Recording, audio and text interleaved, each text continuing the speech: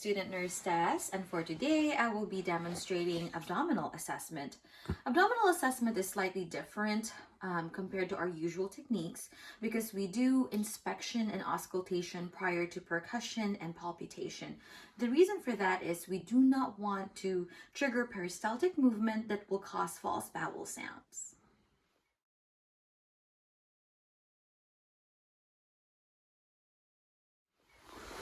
Hello, good morning! Up and ready! I'm your student nurse, Tess. How are you feeling? I'm very good. What's your name? Can you please tell me your name? Peter Parker, And what's your birthday? January 1. Fantastic. Today, Peter, I'm gonna go over and check your belly. I'm gonna be listening to the sounds, using my stethoscope. I'm gonna be checking and lightly touching. Will you be able to lay down? Yes. Let me help you with that. If the patient can tolerate it, place them in a supine position.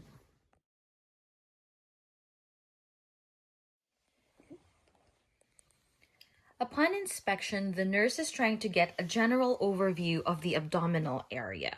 This is a good time to note whether or not an ostomy is present. If ostomy is present, we want to pay attention to the stoma. Note for its color, which should be pink and shiny. And we also want to inspect and assess the ostomy bag for the consistency and color of the stool. We want to visually inspect all four quadrants, checking for any striae, or what's commonly known as stretch marks, any scars or lesions. In this situation, the patient does have some scarring. Okay. And then we want to also note the contour of the stomach. In this situation, it's more of a rounded. And so the pulsations of the aorta is not as visible compared to if the patient were to have a more flatter contour of the stomach. We also want to note the characteristic of the navel. In this situation, it's inverted and slightly retracted. And of course, we want to check for any obvious or evident masses such as hernia. After inspection, we are going to proceed with auscultation using the diaphragm of the stethoscope for bowel sounds. We are going to start on the right lower quadrant because this is where the bowel sounds are most present. We want to listen to, or we want to hear at least 5 to 30 sounds per minute.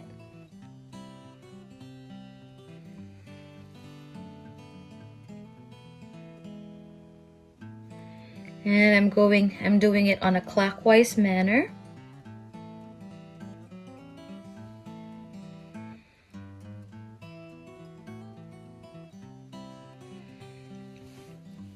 And now, using the bell side of the stethoscope, we are going to assess for any bruit or the vascular sounds, and we're going to start with the aorta, which is slightly below the scaphoid process right here and a little above the umbilicus.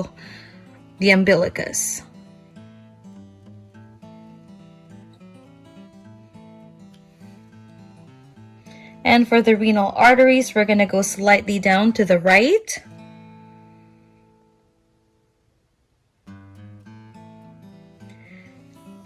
And left. For the iliac arteries, we're going to go inches down from the belly button.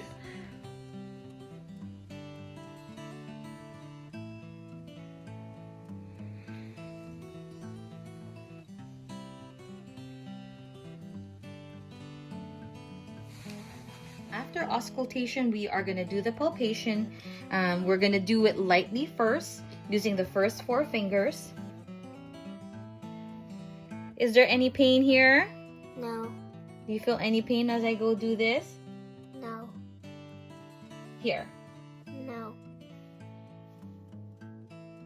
Now I'm going to push deeper, okay?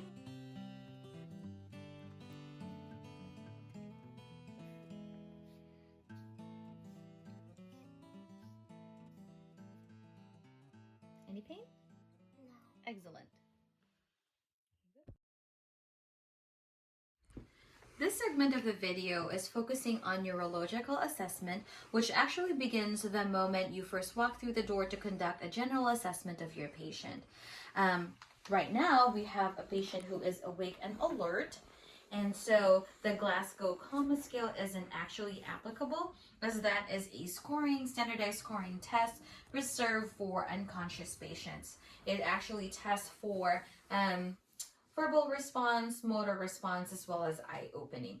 What I'm about to do here right now is assess for this patient's level of consciousness to see whether he's oriented to person, time, and place, as well as check for his memory and other judgment skills. Hi, this is Student Nurse Test. How are you? I'm good. Can you please tell me your name? Peter Parker, Okay, and what's your date of birth? January 1. Good. Do you know where you are right now, Peter? In the clinic. Okay. And what brings you here today? I'm going to have a checkup. Do you know where the clinic is at? Leho. Nice. So, can you tell me when Christmas is? December. What about Valentine's? February. And what about your birthday? January. Do you remember what you did for your birthday this year? I only remember I received a bike. Good. That's so good. And how do you feel overall? I feel great. Awesome. Thank you. The neurological assessment also includes testing for the cranial nerves. One can actually also include assessment of the pupils using the acronym PERLA. P stands for pupil, equal, round, reactive to light, and accommodation. Okay. What I'm about to do now is assess for your sensory reflex. What I have here is a cotton tip applicator. This part right here, right?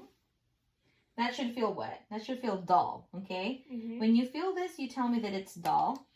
Versus when you feel this part right here, you say it's sharp, okay? I'm going to test it on all 4 extremities. Your arms, your left, your right, as well as your legs. Now, I'd like for you to close your eyes, okay? All right, I'm going to start on your left arm right here. What does this feel like to you? Dull. Okay. How about this one? Feels sharp. Good. Okay, I'm going to move over onto your right arm right here. What does this feel like to you? Sharp. How about that? Dull. Good. Now I'm going to move down your legs, okay? How does this feel? Dull. What about this? Sharp. Okay. And the last one. What about this? Dull. This? Sharp. Good. Next, I want to test your balance and coordination. I'm going to ask you to get up and walk from this spot right here up to there, and then going back and take a seat. All right? Let's do it.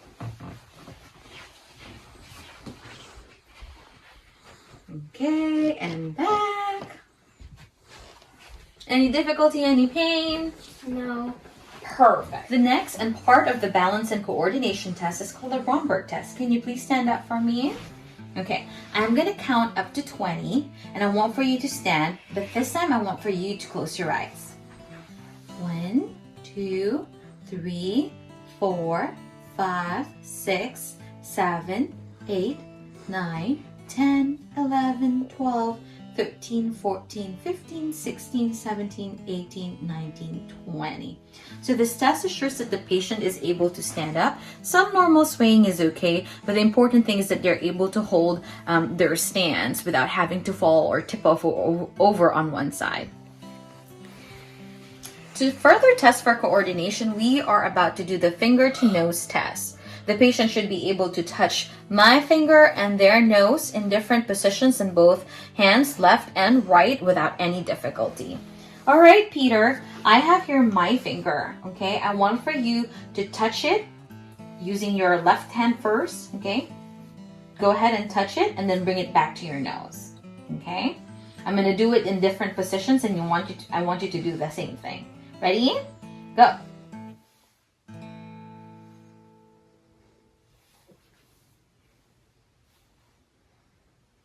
Awesome. Now let's try it with your other hand.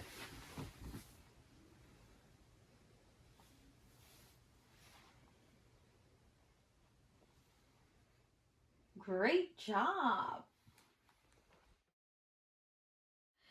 The last segment of this video is going to be about the musculoskeletal assessment. We're checking for the muscles, the joints, and the bones. If possible, the patient should be upright. If not, this should be done while the patient is lying on the bed.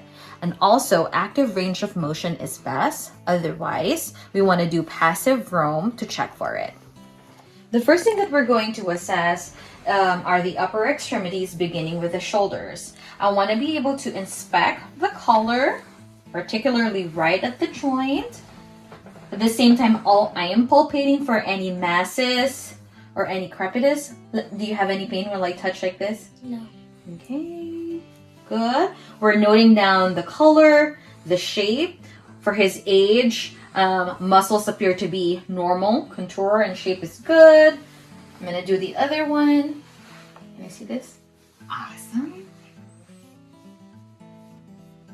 Okay, now let's check your range of motion. I want for you to copy what I do and let me know if you have any pain while doing it, okay?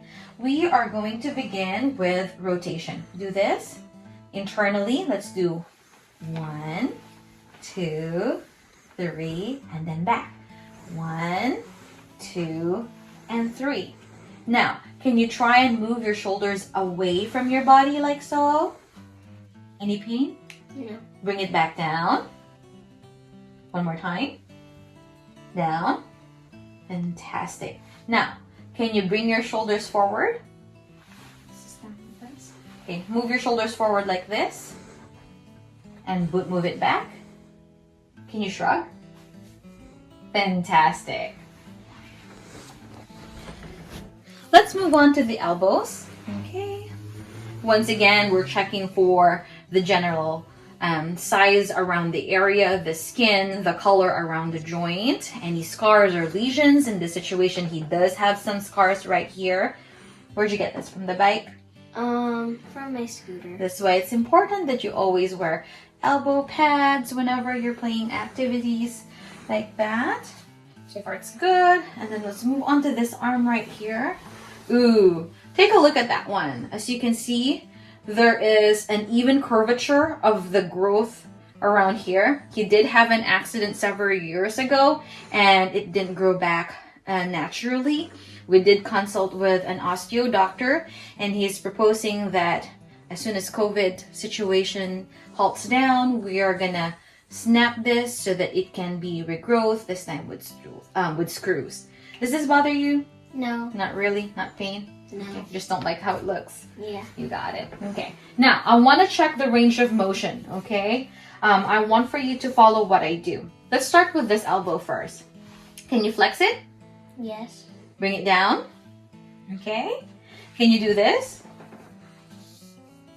And can you do this? Awesome. Let's do the other hand, or the other elbow. Once again, flex it. Down. Make a soup. Awesome. Then we move down along into the wrist and into the hand and into the fingers. Once again, we assessed for the color around the joint right here. Checking for any lesions, scars, or any abnormalities. Do the other hand right here. This is a birthmark, not to be construed as a bruise or anything like that. Good. Now, let's do your wrists first. Can you do this? And then down. Good. Can you rotate your wrist like this? Do it on the other one. Now, can you make your palms facing up, then down? Fantastic. Let's check your fingers. Can you curl your fingers like this? Extend. What about your thumb? Can you do that? Fantastic. Now I want for you to push against my hand. Stronger. Good. Now I want for you to grab my hands, grip them tight, pull them towards you. Good. Any pain while you're doing all of that? No. Awesome. And we are now progressing into the assessment of the range of motion of the lower extremities, beginning with the hips right here. Okay, do you have any pain right here? No. Good. Okay, do you mind if I take a peek just to make sure that the color Nothing? Awesome. All right. Now I'd like for you to follow what I do. Okay. Let's start by flexing your hip. Move it backward. Okay, that's fine. Find your balance and then move it back. Let's do the same thing to the other side of your hip. Flex it back and extend it down. And then let's do internal rotation. So sway, move your hips like that. Good. And then do it on the other side. Okay. All right. The next thing we're going to do is we're going to move it or abduct it. Move it away from our body, beginning with this one. Move it back. The other one. This one. And back. Perfect. Doing good so far. Now let's proceed with the assessment of your knees. Let me just lift this up and check. Make sure that there's nothing swollen, particularly around here. It could have a bursa. Good? Nothing painful? Yes. Palpating lightly over here. Can I do the other one?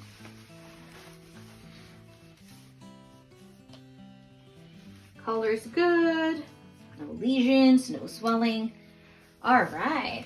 For this one, we're simply gonna bend your knees and move right back up. Bend your knees and up. Perfect. Bend and up. Good. Let's proceed with your ankles. Can you, let's start with your right one. Okay, this one. Good. Now, can you bend it forward up and bend it down? Rotate. Let's do the same thing for the other one. Up, flex it up, bend it down, rotate. Okay. And lastly, we will be assessing the feet and the toes, checking again for the color, especially around the joints, if any swelling or sores or lesions such as that. For the range of movement, I'd like for you to go ahead and flex your toes, please. Okay, and back up, down again, and back up. Good. Let's do the other one. Checking, palpating, inspecting. Good. Flex up, and down. Awesome. We did it. You have just witnessed an abdominal, neurological, and musculoskeletal assessment. Hopefully you learned something from it. Please provide your feedback as well. I am a student and I'm learning just like you. If you like this one, give us a thumbs up and subscribe.